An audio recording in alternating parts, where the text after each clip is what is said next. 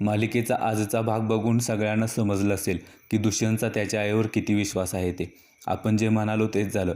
दुष्यंतने पूजाच्या बोलण्यावर अजिबातच विश्वास ठेवलेला नाही. चला तर मग बघूया. मालिकेच्या सुरुवातीलाच आपण बघत आहोत पूजा बाळजाबाईला फोन लावत असते, पण बाळजाबाई पूजाचा फोन उचलत नाही. बाळजाबाई म्हणते बस बोंबलत आता. आता पूजाला खूप राग आलेला असतो.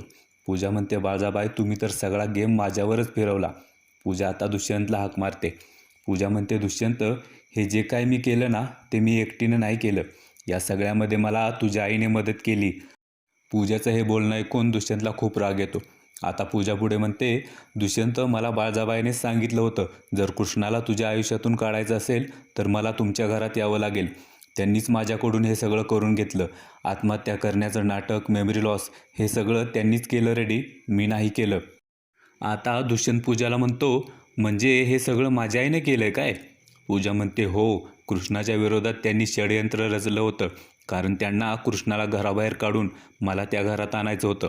दुष्यंत म्हणतो बस करा पूजा, काहीही बोलू नको. माझ्या आईबद्दल बोलतेस याचं भान ठेव जरा, नाहीतर माझं भान सुटेल. दुष्यंत म्हणतो पूजा तू खोटारडे आहे. जेव्हा तू अडचणीत सापडते ना तेव्हा तू तुझ्या सगळ्या चुका, सगळे आरोप दुसऱ्यावर ढकलून मोकळी होते. दुष्यंत म्हणतो पूजा तुझी किळस यायला लागली ग मला. तुला काय करायचे ते कर, पण माझ्या आईला या सगळ्यात अजिबात ओढू नको.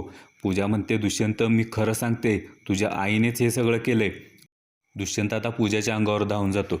दुष्यंत म्हणतो तुला कळत नाही का एकदा सांगितलेलं. कृष्णा आता दुष्यंतला अडवते. दुष्यंत म्हणतो कृष्णा अगं हिची लायकी तरी आहे का? कृष्णा दुष्यंतला म्हणते शांत व्हा दुष्यंत सरकार.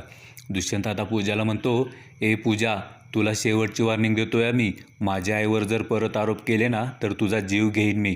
तुझं तोंडसुद्धा बघायची इच्छा नाही आहे माझी. असं म्हणून कृष्णा आणि दुष्यंत आता तिथून निघून जातात. पूजा आता एकटीच वेड्यासारखी खूप मोठ्याने हसत असते.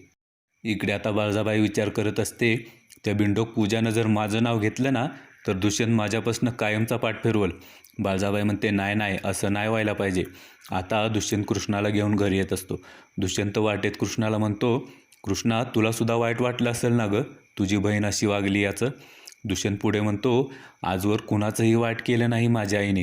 नेहमी इतरांचा चांगला विचार केला तिने, आणि स्वतःच्या पोटच्या मुलासोबत ती असं वागेल का? सगळं गाव माझ्या आईची देवीसारखी पूजा करतं, आणि ही पूजा किती खोटे आरोप करते माझ्या आईवर. दुष्यंत म्हणतो माझी आई असं वागणं शक्यच नाही कृष्णा. आता कृष्णाला मात्र पूजाचं बोलणं खरं वाटलेलं असतं, कारण कृष्णाला बाळजाबाईचं खरं रूप माहीत असतं. कृष्णा म्हणते पूजा खरं बोलली की खोटं बोलली माहीत नाही, पण मला दुष्यंत सरकारांच्या आयुष्यातनं बाहेर काढण्यासाठी बाळजाबाई कोणत्याही थराला जाऊ शकते. कृष्णा आता दुष्यंतकडे बघत म्हणते दुष्यंत सरकार बाळजाबाई दिसते तशी नाही हो, पण तुम्हासनी हे कसं कळणार, कारण आईच्या प्रेमाची पट्टी बांधली तुमच्या डोळ्यावर. कृष्णा विचार करते आता इथं देव जरी आला ना तुम्हाला समजावायला तरी बी तुमचा विश्वास बसणार नाही, तेव्हा आता शांत बसलेलंच बरं. कृष्णा आणि दुष्यंत आता घरी येतात. बाळजाबाई दुष्यंतची वाट बघत असते. दुष्यंत आता घरात येतो. बाळजाबाई म्हणते दुष्यंत अरे कुठं गेला होता, आणि ती पूजा कुठं आहे? दुष्यंत म्हणतो आई नाव नको काढू त्या मुलीचं, अतिशय खोटारडी आणि फ्रॉड मुलगी आहे ती. दुष्यंत म्हणतो आई फक्त या घरात घुसायचं, पैसा मिळवायचा म्हणून काय काय नाटकं केली त्या पूजाने.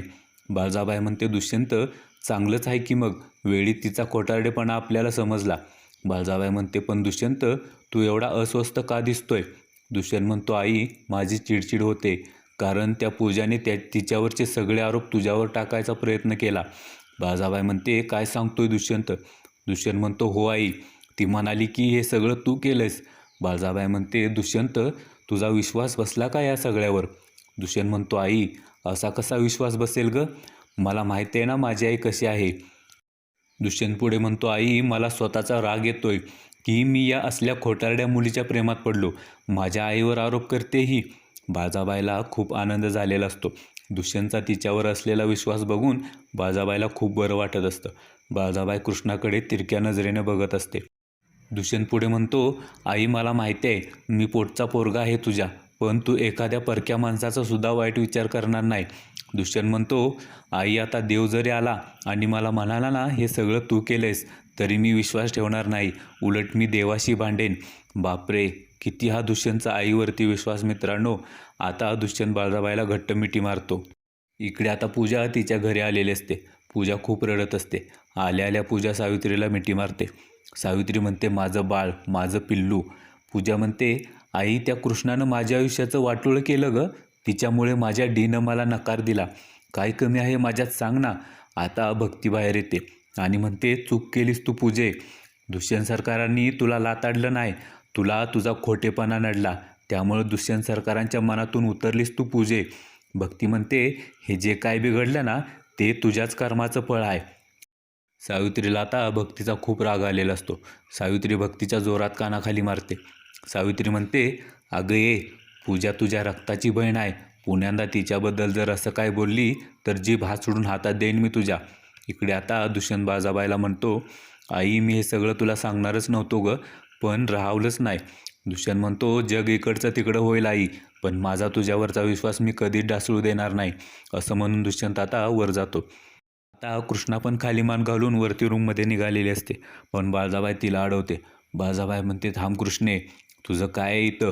तू तर मोठ्या तोऱ्याने गेलती ना दुष्यंतला सोडून, मग माघारी कशी आली? कृष्णा म्हणते कसं आहे बाळजाबाई, खऱ्या प्रेमाची गाठ एवढ्या सहज तुटत नाही. कुणी जरी किती बी तोडायचा प्रयत्न केला ना, उलट ती घट्टच होते या. कृष्णा म्हणते बाळजाबाई पूजाला ह्या घरात तुम्हीच आणलं ना, मला माहिती आहे ना तुम्ही किती खऱ्या आणि किती खोट्या ते. आता बाळजाबाईला राग येतो. बाळजाबाई म्हणते कृष्णे. कृष्णा म्हणते शांत व्हा आणि एक गोष्ट ध्यानात ठेवा, इथून मोरं मी तुमचा आणि पूजाचा प्रत्येक डाव उलटून लावणार आहे. बाळजाबाई म्हणते एक डाव जिंकली म्हणून हवेत उडू नका कृष्णे, तुला जमिनीवर आणायला वेळ नाही लागणार.